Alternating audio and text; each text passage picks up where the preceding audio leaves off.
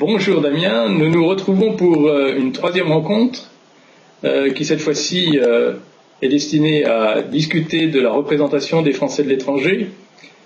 Comment la République administre-t-elle ses citoyens en l'absence de structures communales, cantonales ou régionales?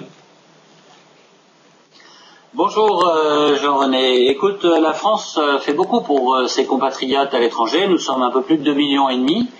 Et depuis 60 ans, nous avons une représentation de 12 sénateurs qui siègent au Sénat, qui représentent la circonscription Monde des Français de l'étranger.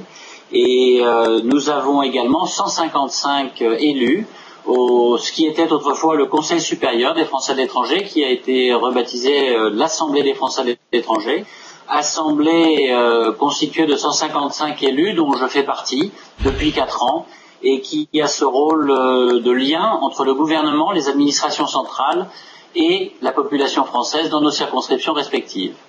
Depuis peu, l'année dernière, en fait pour la première fois, nous avons également 11 députés qui siègent à l'Assemblée nationale. Et donc, ces députés, nouvelle représentation des Français à l'étranger, quelle est la raison d'être de cette institution? Et en fait, est-ce que tu peux nous retracer l'historique plus précisément? La représentation des citoyens étrangers pour le pays existe dans d'autres pays en Europe, l'Espagne par exemple, ou le Portugal, l'Italie et d'autres en Europe.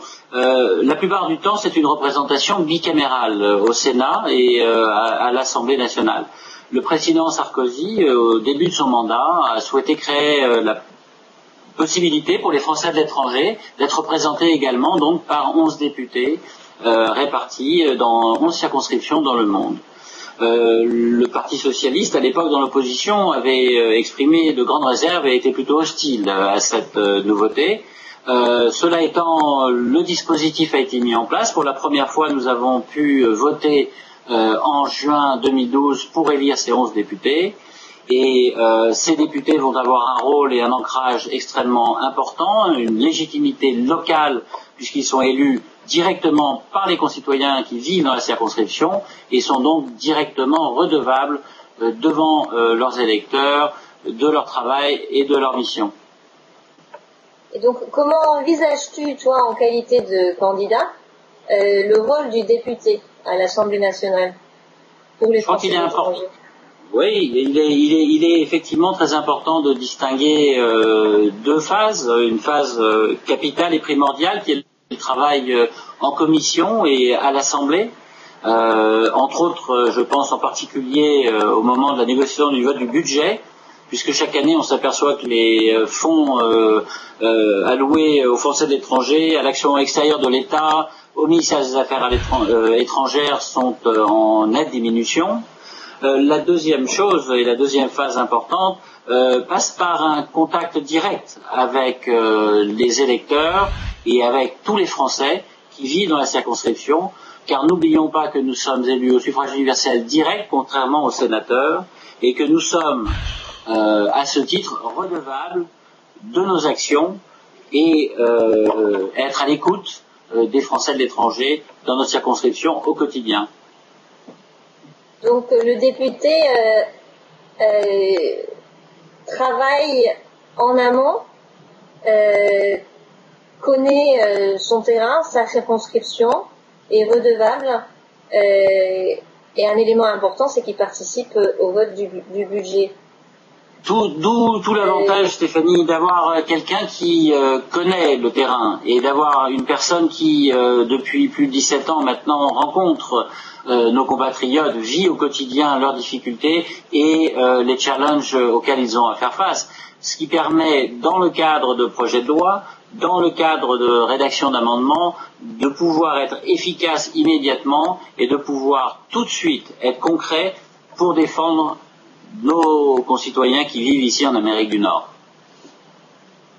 Donc la France propose différents modes de représentation pour les Français de l'étranger. Elle les assiste aussi directement aux États-Unis et au Canada. Je veux parler des consulats. Mais nous sommes 50 États aux États-Unis, 10 provinces au Canada et 16 consulats. Alors concrètement, comment cela peut-il fonctionner correctement, ou comment entends-tu agir pour faciliter l'action des consulats? Oui, c'est une très bonne question et à laquelle je suis souvent confronté lors de mes déplacements dans la circonscription électorale ici. Nous avons probablement le plus grand dispositif consulaire de tous les pays. 16 consulats, c'est certes peu si on considère l'étendue du territoire. La circonscription fait plus de 40 fois la France. Mais en même temps, c'est extrêmement important. Dans un budget contraint, aujourd'hui, pouvoir maintenir cette représentation est capital. Cela étant, pour la maintenir, il faut aussi l'optimiser. Il faut absolument arriver à la rendre plus performante.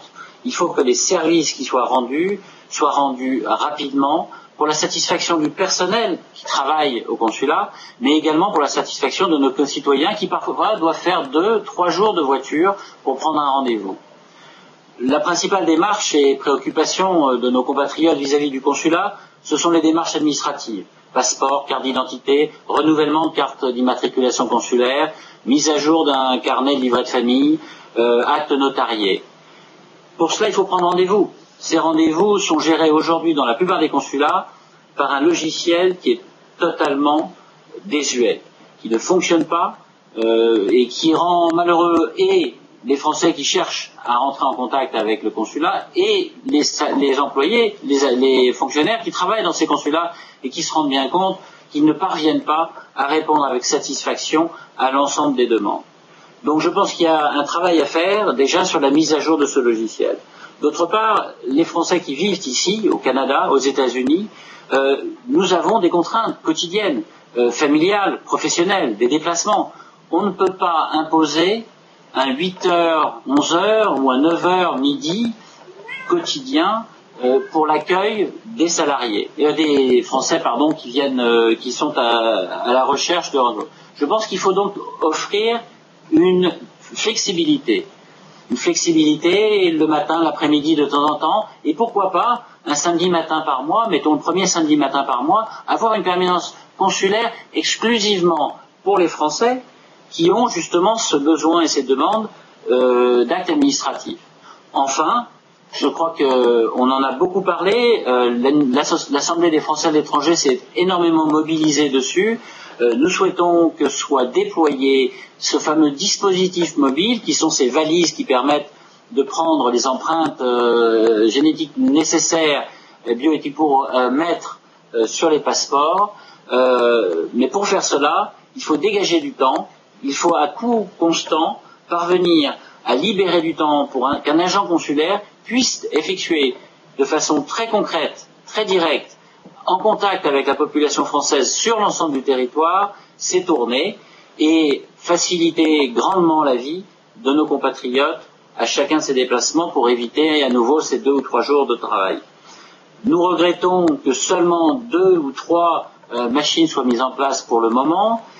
À nouveau, optimisation des moyens pour la satisfaction des agents consulaires qui font tout ce qu'ils peuvent et qui font de leur mieux et avec une grande dévotion, je le reconnais, mais aussi à la satisfaction des Français qui vivent ici et qui parfois devront faire face à des grandes difficultés de plusieurs mois d'attente pour un renouvellement de papier qui ne pourrait se faire qu'en quelques heures s'il y avait une meilleure et une optimisation de la gestion et du temps et des moyens. Le consulat intervient au quotidien, on dira, au niveau administratif, tu viens de l'expliquer, mais il peut aussi intervenir en matière de sécurité, quand il y a un ouragan, alors un attentat. C'est une des missions principales également du consulat, c'est la protection et la sécurité. Depuis que je suis élu à l'Assemblée des Français de l'étranger, j'ai été présent à toutes les commissions sécurité, ce qui nous permet de travailler sur un système d'îlotage, de créer une vraie toile d'araignée pour protéger, remonter l'information dès qu'un pépin arrive. Nous avons connu des situations tragiques, je n'en citerai que 3, le 11 septembre bien sûr à New York, Katrina en Louisiane et Sandy l'année dernière à New York. Ces catastrophes génèrent une mise à plat totale du système de communication traditionnel.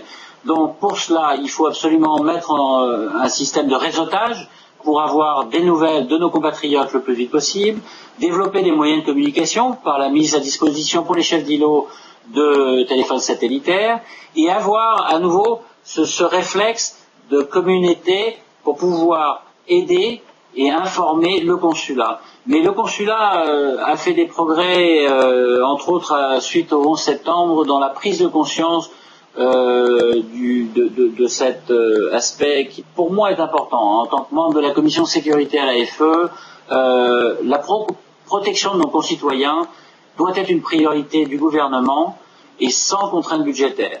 Le centre de crise au ministère des Affaires étrangères, que j'ai eu l'occasion de visiter à plusieurs reprises et avec qui j'ai pu m'entretenir à de nombreuses occasions, est aujourd'hui un véritable fleuron et un centre de crise que nous envient de nombreux pays.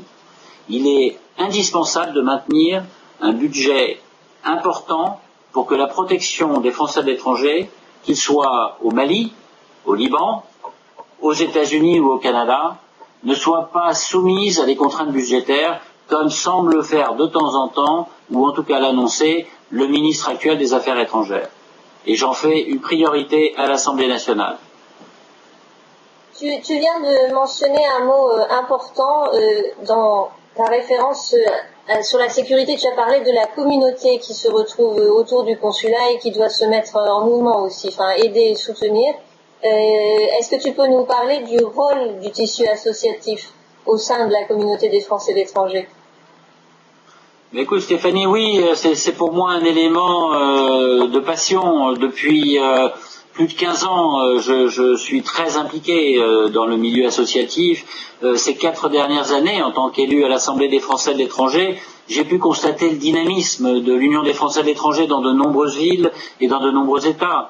Un dynamisme au service de l'accueil, un dynamisme en cas de crise et de difficultés passagères pour certaines familles, et un dynamisme parce que grâce à son réseau international, un dynamisme d'aide au retour également et d'accueil en France pour ceux qui souhaitent revenir. Mais au-delà de l'Union des Français de l'étranger, ce sont les accueils qui fournissent de nombreuses billes pour ces familles qui arrivent. Les petits coins à éviter, les petits restos au contraire où il faut aller, les meilleures boutiques pour trouver tel ou tel point, une meilleure intégration, plus facile, le guide de bienvenue que tous ces accueils font et qui est un outil absolument indispensable et remarquable. Au-delà de ça, les clubs, les associations, les chambres de commerce qui peuvent aider à apporter une assistance pour les jeunes entrepreneurs, pour les entreprises qui viennent s'installer, je pense bien sûr surtout aux toutes petites et aux moyennes entreprises.